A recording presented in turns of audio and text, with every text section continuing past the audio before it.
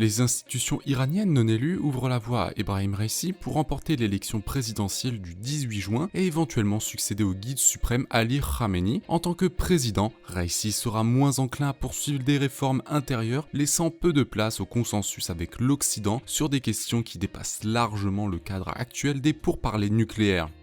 Le 25 mai, le ministre iranien de l'Intérieur a annoncé que le Conseil des gardiens, dominé par la Ligue dure, avait approuvé Raisi et 6 autres candidats pour se présenter aux élections, marquant le coup d'envoi de la saison de campagne officielle. Parmi les candidats modérés et réformistes approuvés, aucun ne semble être assez populaire ou en vue pour défier sérieusement Raisi, qui a déjà au passage terminé deuxième derrière le président Hassan Rouhani lors des élections de 2017. Plusieurs des conservateurs approuvés pour se présenter dans la course devraient également se retirer en faveur de Raisi avant la tenue des élections. Notamment, le Conseil des gardiens n'a pas approuvé l'ancien président du Parlement Ali Larijani, un conservateur de tendance modérée, largement considéré comme le principal challenger de Raisi aux élections, ce qui a depuis suscité un tollé général.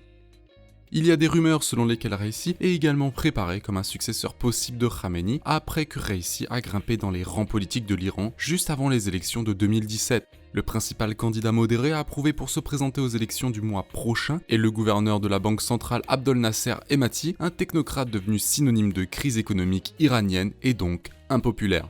Khamenei peut théoriquement intervenir pour annuler la disqualification de Larijani, ce que le guide suprême a fait dans le passé, mais la propre réaction de Larijani à la décision du Conseil des gardiens a été jusqu'à présent discrète et respectueuse. Un système à bout de souffle. En ouvrant la voie à Raisi, les conservateurs purs et durs iraniens de l'establishment sécuritaire semblent s'assurer qu'ils contrôlent tous les postes de pouvoir, élus et non élus, au cours de la prochaine décennie. Le prochain président iranien supervisera 2 changements majeurs, mais délicats, l'allègement potentiel des sanctions dans le cadre de l'amélioration des liens avec l'Occident et l'élection d'un nouveau guide suprême pour la première fois depuis 1989. Les 3 derniers présidents iraniens se sont chacun affrontés avec les institutions iraniennes non élues, y compris le puissant corps des gardiens de la révolution islamique. Raisi, cependant, briserait probablement ce moule en travaillant de concert avec le guide suprême et l'establishment religieux en tant que président. Raisi courtise la population avec un populisme populaire avant les élections du mois prochain, mais une stratégie électorale similaire en 2017 ne l'a pas empêché de perdre contre Rouhani de près de 20 points. En éliminant des personnalités modérées de premier plan similaires à Rouhani, comme Larijani, les partisans de Raisi tentent de s'assurer qu'il ne soit pas à nouveau débordé. Rouhani a formé une alliance avec des réformistes qui ont poussé des réformes sociales et politiques visant à réduire des institutions non élues dans le pays, bien que Rouhani soit lui-même un religieux et un produit de ce même système. En tant que président, Raisi poursuivrait probablement les négociations avec les États-Unis sur l'allègement des sanctions, les forces économiques et sociales qui poussent actuellement l'administration Rouhani à demander la levée des sanctions américaines resteraient en place. Cela maintiendra les pourparlers nucléaires américano-iraniens sur la bonne voie pour le moment, mais si un accord est signé, un gouvernement dirigé par Raisi sera moins susceptible de s'engager dans des pourparlers de suivi plus larges sur d'autres questions, comme la stratégie régionale de l'Iran ou son programme de missiles balistiques.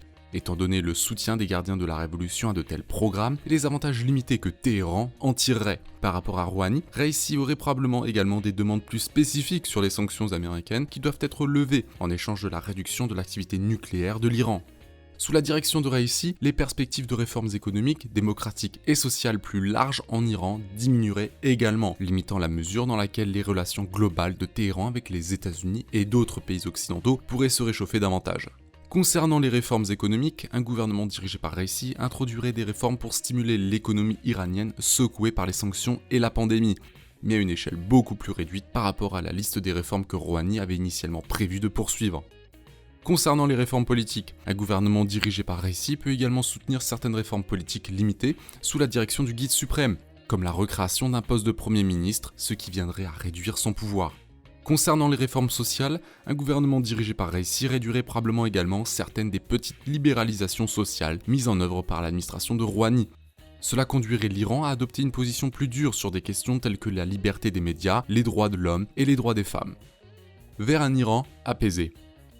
Les pourparlers bilatéraux entre l'Arabie Saoudite et l'Iran ne mettront pas fin à leur rivalité, mais pourraient désamorcer le conflit dans les zones où les deux pays ont de l'influence, y compris au Yémen. La nouvelle de rares pourparlers entre deux des plus grands adversaires du Moyen-Orient intervient alors que Riyad et Téhéran tentent d'évaluer leur position avec la nouvelle administration du président américain Joe Biden. Le Financial Times a rapporté le 17 avril que de hauts responsables saoudiens et iraniens ont eu des pourparlers directs dans la capitale irakienne de Bagdad le 9 avril.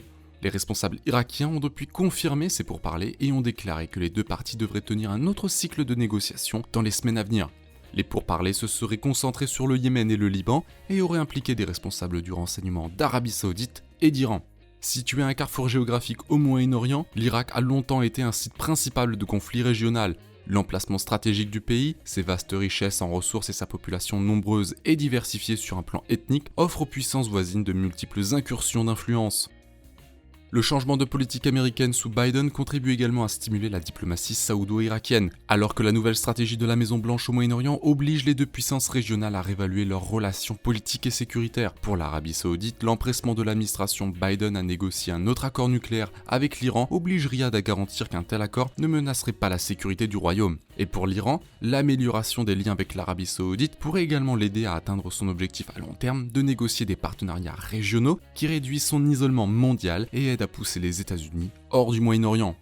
Pendant des décennies, l'Iran a cherché à former un partenariat de sécurité du Golfe Persique avec ses voisins du Golfe arabe, mais l'Arabie Saoudite, Bahreïn et les Émirats arabes unis ont été hésitants, en partie à cause de leurs liens sécuritaires et politiques importants avec les États-Unis. Les relations croissantes des États arabes du Golfe avec Israël compliqueront également l'établissement d'une meilleure relation avec l'Iran. Une région stabilisée. De meilleures relations entre l'Arabie Saoudite et l'Iran pourraient améliorer certains points chauds de la sécurité dans la région. Par exemple, une désescalade de la guerre civile au Yémen, à savoir les attaques des Houthis sur le territoire saoudien, n'ont jusqu'à présent eu qu'un impact limité sur les industries vitales du royaume, y compris son secteur énergétique. Mais Riyad s'inquiète de la précision, de la portée et du rythme croissant de ces attaques et le soutien économique et technique de l'Iran au groupe rebelle yéménite. En tant qu'acteur principal du conflit au Yémen, l'Arabie Saoudite joue un rôle direct dans les négociations politiques et les efforts de médiation visant à rétablir la paix dans le pays. Et il est possible que l'Iran retire une partie de son soutien matériel aux rebelles Houthis afin de créer un espace pour de meilleures relations avec l'Arabie Saoudite. Pousser le Liban vers la formation définitive d'un gouvernement, le parti politique soutenu par l'Iran et le groupe militant Hezbollah ont une influence significative au sein du gouvernement libanais. L'Arabie Saoudite a également de l'influence auprès des dirigeants sunnites à Beyrouth, notamment du Premier ministre désigné Saad Hariri. La paralysie politique prolongée du Liban a nui à la stabilité physique et économique du pays. Un accord direct entre Riyad et Téhéran sur la nécessité de former un gouvernement pourrait contribuer à favoriser une certaine coordination entre les acteurs, alors que la paralysie politique prolongée du Liban continue de saper la stabilité physique et économique du pays. Des efforts coordonnés de lutte contre le terrorisme en Irak sont nécessaires, il est peu probable que les pourparlers directs entre l'Arabie Saoudite et l'Iran modifient l'équilibre global des pouvoirs à Bagdad, où Téhéran détient beaucoup plus d'influence que Riyad via le contrôle de l'Iran sur de puissantes milices irakiennes.